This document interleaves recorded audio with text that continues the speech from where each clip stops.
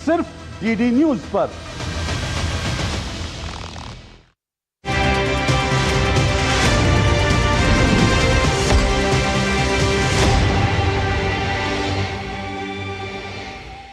नमस्कार, स्वागत है आप सभी का डीडी न्यूज के इस खास बुलेटिन एक्सप्रेस 100 में, जहां हम आपके लिए लेकर आते हैं राजनीति, मनोरंजन, देश दुनिया, खेल और व्यापार जगत की सभी बड़ी खबरों को एक्सप्रेस यानी फटाफट अंदाज में। मैं हूं रेशमा, तो देखिए खबरें की रफ्तार। प्रधानमंत्री नरेंद्र मोदी दिल्ली भारतीय जनता पार्टी भाजपा के नए कार्यालय भवन का उद्घाटन करेंगे। इस मौके पर भाजपा के राष्ट्रीय अध्यक्ष जेपी नड्डा और दिल्ली की मुख्यमंत्री रेखा गुप्ता मौजूद रहेंगे। रक्षा मंत्री राजनाथ सिंह भारतीय तटरक्षक कमांडरों के सम्मेलन को संबोधित करेंगे। इस सम्मेलन में रणनीतिक, संचालन और प्रशासनिक मुद्दों पर चर्चा होगी। रक्षा मंत्री राजनाथ सिंह आज पूर्व सैनिक कल्याण विभाग द्वारा आयोजित राष्ट्रीय सम्मेलन 2025 का उद्घाटन करेंगे। 2 दिन का ये सम्मेलन विकसित भारत और पूर्व सैनिक कल्याण विषय पर केंद्रित होगा। बिहार को आज रेल कनेक्टिविटी के क्षेत्र में बड़ी सौगात मिली है। रेल मंत्री अश्विनी वैष्णव ने वीडियो कॉन्फ्रेंसिंग के जरिए 4 ट्रेनों को हरी झंडी दिखाई, जिसमें 3 नई अमृत भारत एक्सप्रेस हैं। नई ट्रेनों में दरभंगा से अजमेर, मुजफ्फरपुर से हैदराबाद और छपरा से दिल्ली आनंद विहार टर्मिनल के बीच चलने वाली एक्सप्रेस ट्रेनें शामिल हैं। इस मौके पर रेल मंत्री ने बताया कि 23 और विकास परियोजनाएं हैं जो कि डीपीआर के बाद स्वीकृति के स्टेज पर हैं। इस साल छठ और दीपावली पर रिकॉर्ड संख्या में 12,000 स्पेशल ट्रेन चलाई जाएंगी। 10.5 हजार ट्रेन नोटिफाई हो चुकी हैं, बाकी रिजर्व रखी जाएंगी। रेल मंत्री अश्विनी वैष्णव भूटान से जुड़ी नई रेल परियोजनाओं को लेकर प्रेस कॉन्फ्रेंस करेंगे। केन्या के नौसेना कमांडर जनरल पॉल ओविओर ओटिनो भारत दौरे पर हैं। आज उन्हें नई दिल्ली में गार्ड ऑफ ऑनर दिया गया।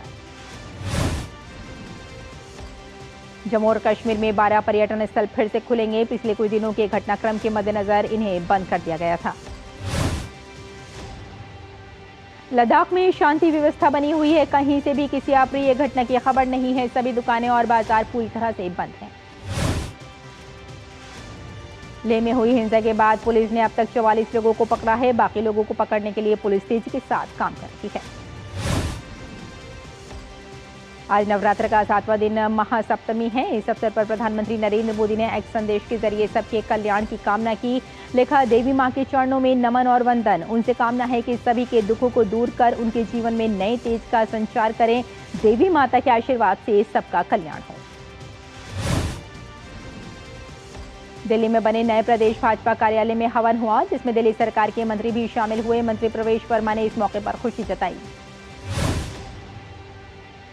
दिल्ली सरकार में मंत्री आशीष सूद दीनदयाल मार्ग स्थित भाजपा के नए ऑफिस पहुंचे, जहां भाजपा का कार्यालय ऐसा केंद्र होता है जहां से भाजपा के कार्यकर्ता जनता की सेवा की प्रेरणा लेते हैं। भाजपा दिल्ली प्रदेश इकाई के नए कार्यालय को लेकर भाजपा सांसद बांसुरी स्वराज ने कहा कि इतने वर्षों बाद आज भाजपा दिल्ली प्रदेश इकाई को इसका घर मिल गया है। दिल्ली की मुख्यमंत्री रेखा गुप्ता ने कहा कि विश्व की सबसे बड़ी पार्टी का देश की राजधानी में कार्यालय बनना अपने आप में ऐतिहासिक है। केंद्रीय मंत्री हर्ष मल्होत्रा ने कहा कि कार्यालय हमारे करोड़ों कार्यकर्ताओं की प्रेरणा का स्रोत है। महाराष्ट्र के जलाशय से भीमा नदी में पानी छोड़ जाने के बाद कर्नाटक की कलबुर्गी में बाढ़ जैसे हालात पैदा हो गए हैं। उत्तर प्रदेश के मुख्यमंत्री योगी आदित्यनाथ ने लखनऊ में जनता दर्शन में लोगों की समस्याएं सुनी। दिल्ली उच्च न्यायालय तेलुगु अभिनेता अक्किनेनी नागार्जुन की व्यक्तित्व और प्रचार अधिकारियों की सुरक्षा की मांग वाली याचिका पर आदेश पारित होगा। हरियाणा के मुख्यमंत्री नायब सिंह सैनी ने पेपरलेस रजिस्ट्री ट्रैकिंग पोर्टल का शुभारंभ किया। पंजाब भाजपा चंडीगढ़ में एक मॉक विधानसभा सत्र का आयोजन कर रही है, जिसमें आप सरकार के विशेष सत्र के जवाब में पंजाब की बाढ़ की स्थिति पर चर्चा की जाएगी। निर्वाचन आयोग ने बिहार में विधानसभा चुनाव और विभिन्न राज्यों के 8 विधानसभा क्षेत्रों में उपचुनाव के लिए केंद्रीय पर्यवेक्षकों की तैनाती की घोषणा की है। स्वतंत्र, निष्पक्ष और पारदर्शी चुनाव सुनिश्चित करने के लिए 320 आईएएस और 60 आईपीएस अधिकारियों सहित कुल 470 अधिकारियों को केंद्रीय पर्यवेक्षकों के रूप में तैनात किया जाएगा। जम्मू कश्मीर की बडगाम तथा नगरोटा सीट, राजस्थान की अंता सीट, झारखंड की घाटशिला, तेलंगाना की जुबली हिल्स, पंजाब की तरन तारन, मिजोरम की डंपा और उड़ीसा की नुआपाड़ा विधानसभा सीट पर उपचुनाव होना है।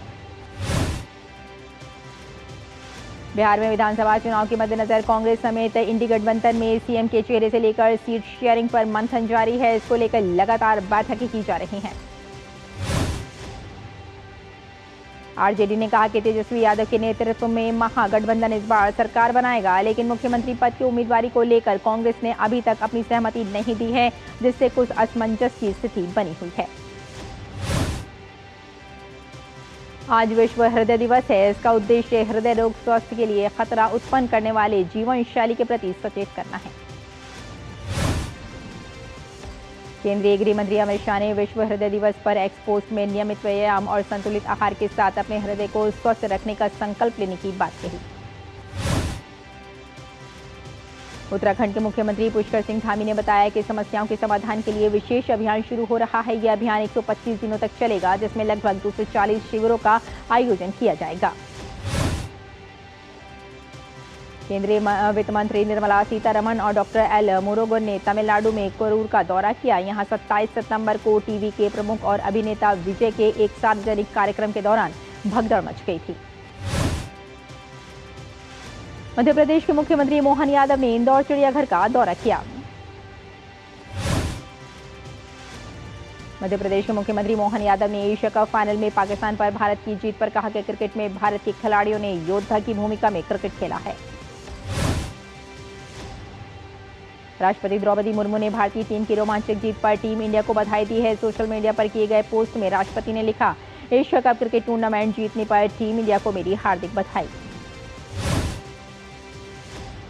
प्रधानमंत्री नरेंद्र मोदी ने भारतीय क्रिकेट टीम को पाकिस्तान के खिलाफ शानदार जीत पर बधाई देते हुए एक्स पर लिखा, खेल के मैदान पर ऑपरेशन सिंदूर। केंद्रीय गृह मंत्री अमित शाह ने भारतीय क्रिकेट टीम को एशिया कप की फाइनल में पाकिस्तान के खिलाफ शानदार जीत पर बधाई दी। केंद्रीय खेल मंत्री ने अपने एक्स पर लिखा, सरहद पर भी हराया, मैदान में भी हराया। गुजरात के मुख्यमंत्री भूपेंद्र पटेल सूरत में आयोजित भव्य गरबा महोत्सव में शामिल हुए। दिल्ली की मुख्यमंत्री रेखा गुप्ता ने बालाजी रामलीला कार्यक्रम में भाग लिया। साथ ही कार्यक्रम को भी संबोधित करते हुए निष्ठा भाव से दिल्ली की जनता की सेवा की बात कही। उत्तर प्रदेश के मिर्जापुर में शारदीय नवरात्रि के 7वें दिन मां विंध्यवासिनी मंदिर में पूरे विधि विधान से पूजा अर्चना की गई। नई दिल्ली के न्यू द्वारका कालीबाड़ी में दुर्गा पूजा का भव्य आयोजन किया गया। महाअष्टमी के दिन मां की प्रतिमा से प्राण प्रतिष्ठा के साथ दुर्गा पूजा की शुरुआत हुई।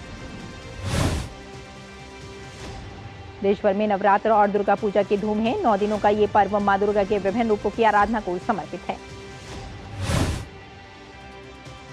दिल्ली के झंडेवालान और छत्रपुर देवी मंदिर में सुबह से ही भक्तों की भीड़ उमड़ रही है। दर्शन के लिए सुबह से ही भारी संख्या में श्रद्धालु पहुंच रहे हैं। शिलांग की सर्वजनीन दुर्गा पूजा समिति ने डांडिया उत्सव के साथ गौरवशाली 75वीं वर्षगांठ बनाई। नवरात्र के दौरान डांडिया और गरबा के लिए विशेष पंडाल लगाए जाते हैं। ऐसे में दिल्ली के सुंदर नर्सरी में वैश्विक गरबा महोत्सव का आयोजन किया गया। दिल्ली की मुख्यमंत्री रेखा गुप्ता अशोक विहार के गरबा आयोजन में शामिल हुई। गुजरात के राजकोट में नवरात्रि उत्सव के दौरान महिलाओं ने सर पर अग्नि कलश रखकर गरबा किया। देश के कई राज्यों में मानसून अभी भी सक्रिय है। पश्चिमी विदर्भ और उससे सटे उत्तरी मध्य महाराष्ट्र पर निम्न दबाव क्षेत्र बना हुआ है और इसके प्रभाव से 1 अक्टूबर तक कोंकण, मध्य महाराष्ट्र और गुजरात राज्य में कुछ स्थानों पर भारी वर्षा होने की संभावना है। मौसम विभाग ने कोंकण, मध्य महाराष्ट्र और गुजरात के लिए रेड अलर्ट जारी किया है। मुंबई, ठाणे, पालघर और रायगढ़ जिलों में अगले 5 दिनों तक भारी बारिश की चेतावनी जारी की गई है। और बुलेटिन में फिलहाल यहाँ रुकते हैं एक छोटे से ब्रेक के लिए। जल्द हाजिर होते हैं। आप देखते रहिए डीडी न्यूज। जब धरती चीर कर निकलता है लोहे का पत्थर और मिलता है मोंगिया के जोश से, फिर तपता है, पिघलता है और बनता है फौलाद। अब होता है सरिया सारी खूबियों के साथ। मोंगिया स्टील, मजबूत देश का मजबूत सरिया।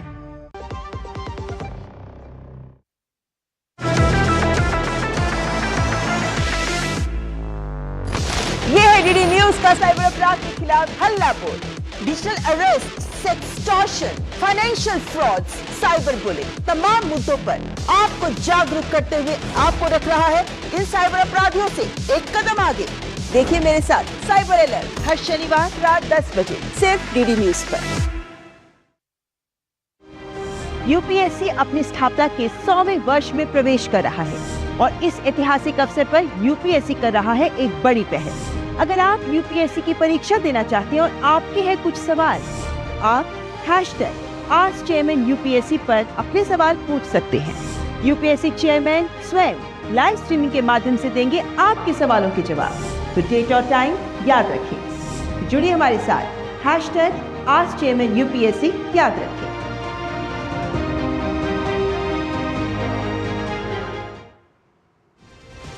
ब्रेक के बाद आपका एक बार फिर स्वागत है। आइए एक्सप्रेस 100 में आगे बढ़ते हैं। भारतीय रिजर्व बैंक के मौद्रिक नीति समिति की आज से 3 दिवसीय अहम बैठक में ब्याज दरों पर लिया जाएगा फैसला। 1 अक्टूबर को होगा ब्याज दरों का ऐलान। वित्त मंत्री निर्मला सीतारमण 3 अक्टूबर को करेंगी चौथे कौटिल्य इकोनॉमिक समिट का उद्घाटन। वित्त मंत्रालय की जानकारी के मुताबिक 3 से 5 अक्टूबर तक आयोजित होने वाले समिट में 30 से अधिक देशों के 75 प्रतिभागी लेंगे भाग। केंद्र सरकार ने जानकारी दी कि वर्ल्ड फूड इंडिया 2025 के दूसरे दिन 21 कंपनियों ने समझौते किए। इससे इस कार्यक्रम में निवेश के लिए समझौतों की कुल वैल्यू 1 लाख करोड़ रुपए से अधिक हो गई है। इन समझौता ज्ञापनों से 64,000 से अधिक लोगों के लिए रोजगार के प्रत्यक्ष और 10 लाख से अधिक व्यक्तियों के लिए अप्रत्यक्ष अवसर सृजित होने का अनुमान है। इससे पहले पीएम मोदी ने कहा था कि भारत में विविधता, मांग और पैमाने की ट्रिपल ताकत है। घरेलू मांग की यही ताकत भारत की प्रतिस्पर्धी बढ़त देती है और निवेशकों के लिए पसंदीदा स्थान बनाती है। केंद्र सरकार ने पीएम ई ड्राइव योजना के तहत देश भर में लगभग 72,300 सार्वजनिक इलेक्ट्रिक वाहन चार्जिंग स्टेशन स्थापित करने और उसके संचालन के लिए दिशा निर्देश जारी किए हैं। सरकार के दिशा निर्देशों के मुताबिक केंद्र, राज्य, केंद्र शासित प्रदेश सरकारों के मंत्रालय लगा सकेंगे चार्जिंग स्टेशन। इन नियमों में विभिन्न स्थानों पर ईवी चार्जिंग इंफ्रास्ट्रक्चर लगाने के लिए सहायता के लिए कई स्तरों वाली सब्सिडी की व्यवस्था अपनाने की सिफारिश। केंद्रीय पेट्रोलियम और प्राकृतिक गैस मंत्री हरदीप सिंह पुरी ने भारत के रूस से तेल खरीदने पर पश्चिमी देशों द्वारा भारत की आलोचनाओं को किया खारिज। उन्होंने कहा कि भारत रूस से तेल खरीदना जारी रखेगा क्योंकि रूस से तेल खरीदने पर कोई अंतर्राष्ट्रीय पाबंदी नहीं है। हेल्थ और जीवन बीमा पॉलिसी पर जीएसटी हटने के बाद नवरात्र के पहले दिन भारतीय जीवन बीमा निगम यानी LIC ने 1100 करोड़ रुपए से अधिक की बेची पॉलिसी।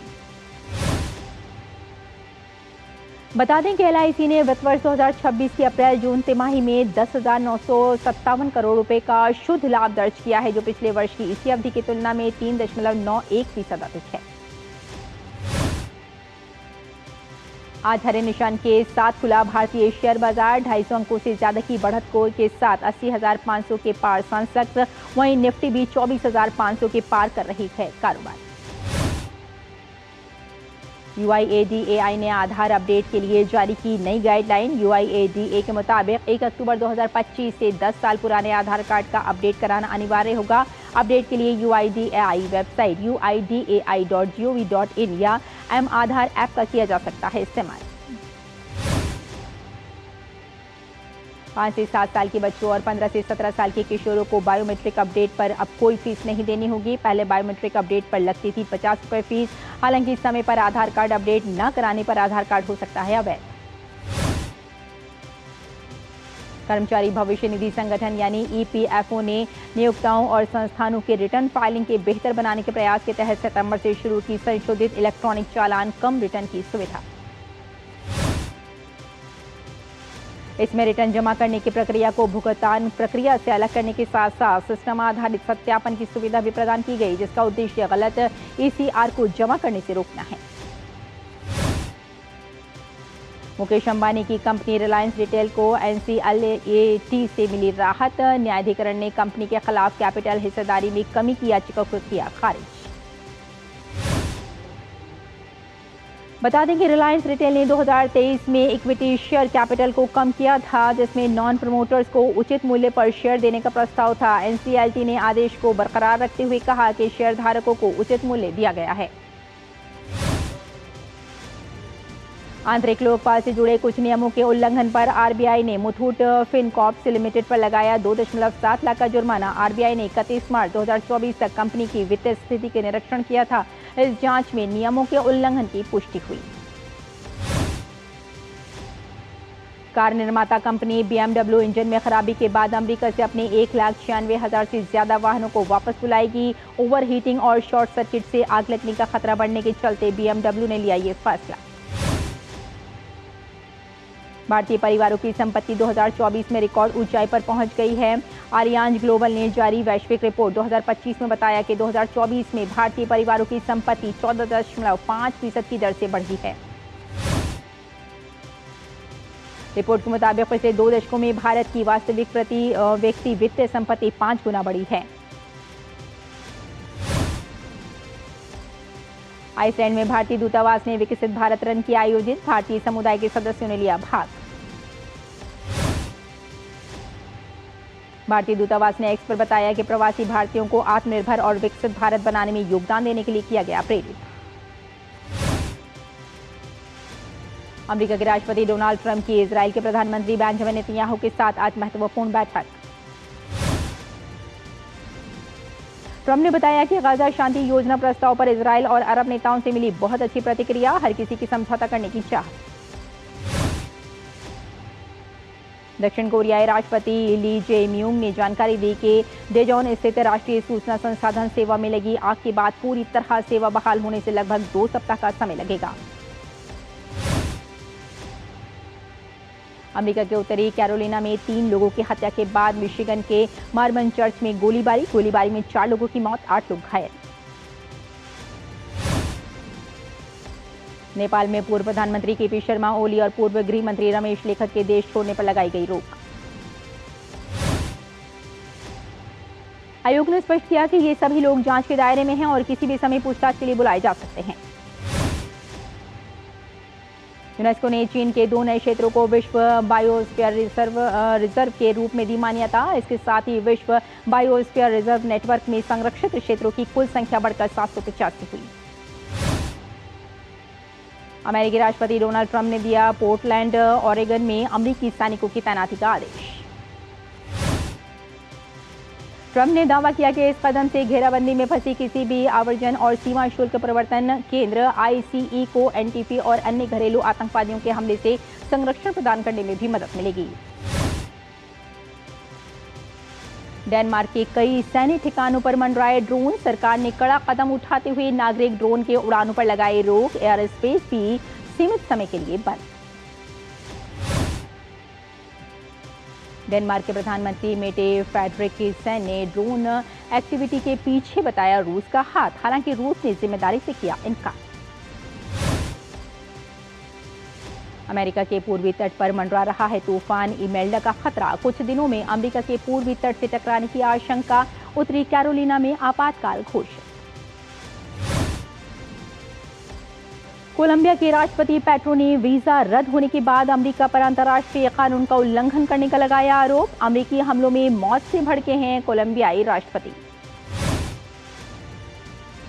अमेरिका ने कोलंबियाई राष्ट्रपति का वीजा रद्द करने पर दी सफाई। कहा, कोलंबियाई राष्ट्रपति ने अपने भाषण में अमेरिकी सैनिकों को राष्ट्रपति डोनाल्ड ट्रंप के खिलाफ उकसाने की कोशिश की थी। वियतनाम में बोआलोई तूफान बना हुआ है मुसीबत। हवाई अड्डों को किया गया बंद। खतरे को देखते हुए हजारों लोगों को निकालकर पहुंचाया गया सुरक्षित स्थानों पर। भारत ने पाकिस्तान को हराकर एशिया कप का खिताब अपने नाम कर लिया है। भारत ने अजय रहते हुए ये टूर्नामेंट अपने नाम किया और पाकिस्तान के मुंह से जीत छीन ली। भारत ने एशिया कप 2025 में तीसरी बार पाकिस्तान को दी पटखनी। वहीं ये टीम इंडिया का नवा एशिया कप का खिताब है। भारत के लिए तिलक वर्मा ने 69 रन की शानदार पारी खेलते हुए टीम की जीत में अहम भूमिका निभाई। भारत ने पहले गेंदबाजी करते हुए पाकिस्तान की पारी 19.1 ओवर में 140 रन पर ढेर कर दी। भारतीय कप्तान सूर्य कुमार यादव ने पाकिस्तान को हराकर एशिया कप 2025 जीतने के बाद किया बड़ा ऐलान। एशिया कप में खेले गए सभी मुकाबलों की अपनी मैच फीस भारतीय सेना को देने का ऐलान। खिताबी जीत दर्ज करने के बावजूद भारतीय टीम को ट्रॉफी नहीं सौंपी गई। भारतीय खिलाड़ियों ने एशियन क्रिकेट काउंसिल अध्यक्ष और पाकिस्तान की गृह मंत्री व पीसीबी प्रमुख मोहसिन नकवी से ट्रॉफी लेने पर किया था इनकार। एशिया कप फाइनल मैच के बाद प्रेस कॉन्फ्रेंस में भारतीय कप्तान सूर्य कुमार यादव ने कहा कि उन्होंने अपने करियर में ऐसा कभी नहीं देखा कि चैंपियन टीम को ट्रॉफी से वंचित कर दिया जाए। भारतीय कप्तान सूर्य कुमार यादव ने कहा कि जीत की ट्रॉफी टीम मेहनत की कमाई है और हमें इसका हक था। उनके लिए असली ट्रॉफी वो 14 खिलाड़ी और स्पोर्ट स्टाफ है जो ड्रेसिंग रूम में हैं। एशिया कप का खिताब जीतने पर बीसीसीआई का भारतीय क्रिकेट के खिलाड़ियों और स्पोर्ट स्टाफ को तोहफा 21 करोड़ रुपए के इनाम देने की घोषणा। बीसीसीआई सचिव देवजीत सैकिया ने बताया कि उन्होंने फैसला किया था कि भारतीय टीम पाकिस्तान क्रिकेट बोर्ड के किसी अधिकारी से ट्रॉफी नहीं लेगी। एशिया कप ट्रॉफी विवाद पर बीसीसीआई सचिव देवजीत सैकिया ने कहा कि इस पूरे मामले को आईसीसी में उठाया जाएगा और बीसीसीआई की ओर से पाकिस्तान के खिलाफ शिकायत दर्ज की जाएगी। पाकिस्तान क्रिकेट बोर्ड के चीफ मोहसिन नकवी ट्रॉफी लेकर ग्राउंड से चले गए। इसके बाद कप्तान सूर्य कुमार यादव ने साथी खिलाड़ियों के सामने खाली हाथ ही ट्रॉफी लेकर आने का जेस्चर बनाया और बाकी खिलाड़ियों ने भी इसे ही असली ट्रॉफी मानकर किया सेलिब्रेट। खेल खत्म होने के बाद करीब 1.5 घंटे तक भारतीय टीम ट्रॉफी का करती रही इंतजार, लेकिन नहीं हुआ कोई पुरस्कार वितरण। देर रात खिलाड़ियों ने खुद मंच पर पहुंचकर मनाया अपनी जीत का जश्न। तो एक्सप्रेस न्यूज में फिलहाल इतना ही। हमें यहीं इजाजत दीजिए, लेकिन डीडी न्यूज पर खबरों का सिलसिला जारी रहेगा। नमस्कार।